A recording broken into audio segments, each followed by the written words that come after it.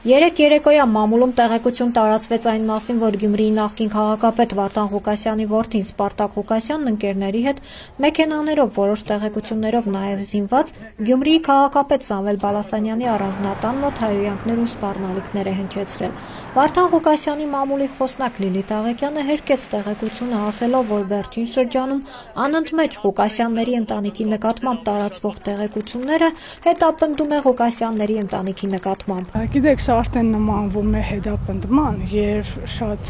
զազրելի է, երբ որ լրատվության ուշադրությունը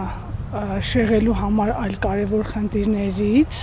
փորձ է արվում շրջանառության մեջ դնել վարկաբեկման մեթոդով Վարդան Ղուկասյանի անունը եւ նրա ընտանիքի անունը։ Այսինքն սա նպատակ ունի ուղղակիորեն գցել Վարդան Ղուկասյանի այսպես հեղինակությունը գյումրեցիների աչքերում։ Սպարտակ Ղուկասյանը որևէ առնչություն չունի այդ միջադեպի հետ, հավելեց Լիլիթ Աղեկյանը։ Սպարտակ Ղուկասյանն ընդհանրապես կապ չունի նման բաների հետ եւ ես չգիտեմ թե ասենք ինչի փորձեցին այս անգամ այդ անունը շրջանառության մեջ դնել Ղուկասյանների ընտանիքից։ Դուք տեսնում եք, դուք ինքներդ բնակվում եք Գյումրիում։ Այդ ամենը մենք շատ ավելի արագ ականջալուր կլինենք, քան ինչ որ կայքեր, որոնք նստած են 120 կիլոմետր,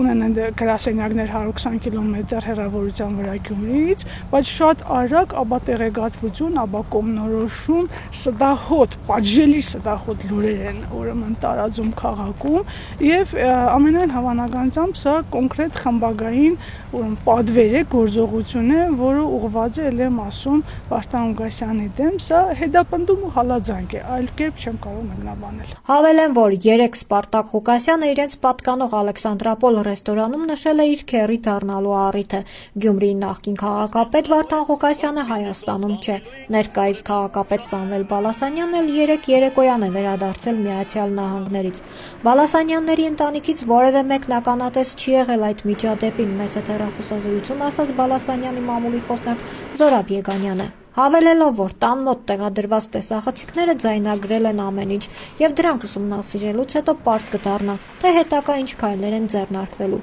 Տեսախցիկների ձայնագրություններն արդյոք ոստիկանությունից որպես ապացույց պահանջվել է թե ոչ, Եգանյանն ասաց, նման տեղեկություն այս պահին չունի։ Ոստիկանությունից էլ հայտնում են, որ միջադեպի հետ կապված կատարվում է ուսումնասիրություն։ Հիշեցնեմ, երբ Վարդան Ղուկասյանին այսպես ասած պարտադրվեց, որ քաղաքապետի ընտրություններին իր թեկնածությունը չառաջադրի, Ղուկասյան-Բալասանյան ընտանիքների հարաբերությունները սրվեցին։